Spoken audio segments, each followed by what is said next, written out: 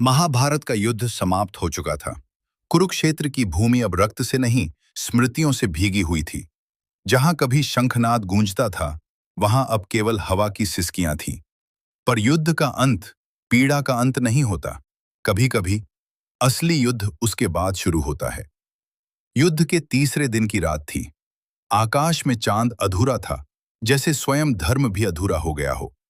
उसी अंधकार में एक योद्धा भटक रहा था, गुरु द्रोणाचार्य का पुत्र अश्वत्थामा। उसकी आंखों में नींद नहीं थी, हाथों में रक्त की गंध थी और हृदय में ऐसा बोझ जो किसी शस्त्र से भारी था। उसने पांडवों के शिविर में जो किया था, वो विजय नहीं थी, वो क्रोध था, वो प्रतिशोध था और सबसे बढ़कर वो पश्चाताप था। अचानक उसके कदम रुक गए। सामने वही थे, पीतांबर धारण किए, शांत, गंभीर भगवान श्री कृष्ण। न उनके चेहरे पर क्रोध था, न घृणा, न विजय का गर्व, बस एक ऐसा मौन जो आत्मा को चीर दे। अश्वत्थामा कांप गया। वो घुटनों के बल गिर पड़ा। कांपती आवाज में बोला, माधव, मैं ब्राह्मण का पुत्र हूं, फिर मैंने ये क्या कर डाला? कृष्ण ने कोई उत्तर नहीं दिया। उनकी मौन दृष्टि ही प्रश्न थी। अश्वत्थामा की आंखों से आंसू गिरने लगे। वो बोला, पिता को छल से मारा गया, मेरे भीतर का योद्धा मर गया था। जो बचा वो केवल क्रोध था। कृष्ण ने पहली बार कहा, क्रोध से जन्मा कर्म धर्म का रूप नहीं ले सकता अश्वत्थामा। अश्वत्थामा चिल्ला पड़ा, तो फिर अर्जुन का क्रोध धर्म कैसे हुआ? भीम का प्रतिशोध धर्म कैसे हुआ? अगर युद्ध में सब कुछ क्षमा है, तो मैं ही अधर्मी क्यों? यह प्रश्न इतिहास ने कभी नहीं सुना था। कृष्ण कुछ क्षण मौन रहे, फिर बोले, अंतर है अश्वत्थामा, क्रोध में और कर्तव्य में। अर्जुन ने युद्ध किया, पर निर्दोषों पर शस्त्र नहीं उठाया। तुमने शस्त्र उठाया, सोते हुए बच्चों पर। यह सुनते ही अश्वत्थामा का सिर झुक गया। वो फूट फूट कर रोने लगा। माधव, क्या मेरे लिए कोई प्रायश्चित नहीं? क्या मेरे पाप इतने बड़े हैं कि ब्रह्मा भी क्षमा न करें? कृष्ण आगे बढ़े। उन्होंने अश्वत्थामा के मस्तक पर दृष्टि डाली, वही मणि जो अमरत्व देती थी। कृष्ण बोले, अमरत्व वरदान नहीं होता पुत्र, कभी कभी वो सबसे कठोर दंड होता है।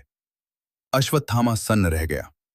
तुम जीवित रहोगे युगों तक, अपने कर्मों की स्मृति के साथ। तुम्हारे घाव नहीं भरेंगे, तुम्हें कोई अपनाएगा नहीं। अश्वत्थामा की आत्मा कांप उठी। वो बोला, तो क्या यही मेरा नरक है? कृष्ण की आंखों में करुणा थी। नरक बाहर नहीं होता अश्वत्थामा, वो भीतर होता है। इतने में दूर से एक स्त्री की आहट आई। वो थी द्रौपदी, जिसके 5 पुत्र आज जीवित नहीं थे। अश्वत्थामा ने उसे देखा और सिर भूमि पर रख दिया।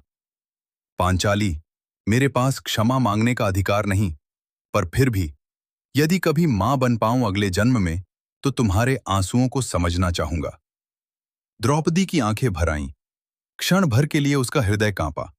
वो बोली, मैं तुम्हें क्षमा नहीं कर सकती, पर मैं तुम्हें श्राप भी नहीं दूंगी, क्योंकि यदि मैं भी घृणा करूं, तो तुम और मैं एक जैसे हो जाएंगे।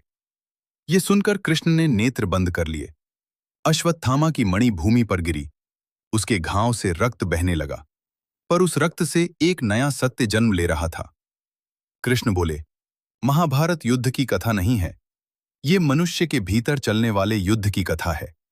ये सिखाती है कि सबसे बड़ा अधर्म अपने कर्मों की जिम्मेदारी से भागना है।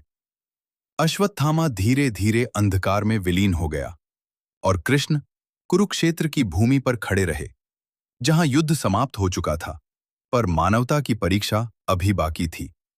महाभारत हमें ये नहीं सिखाता कि कौन सही था और कौन गलत।